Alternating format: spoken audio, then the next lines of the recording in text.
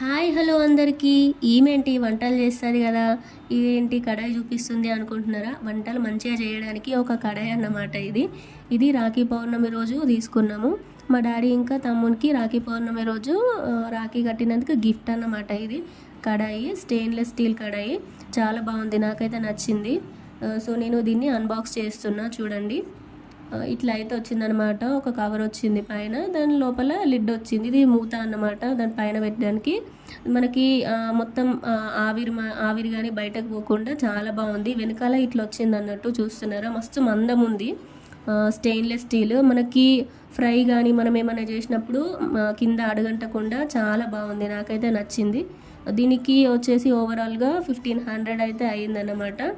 చూస్తున్నారా? ఇట్లా మనకి మనకి ఆవిరి బయటకు రాకుండా ఇట్లా వచ్చింది, చాలా బాగుంది. మీకు కూడా నచ్చినట్టయితే పర్చేస్ చేసుకోండి. Thank you for watching.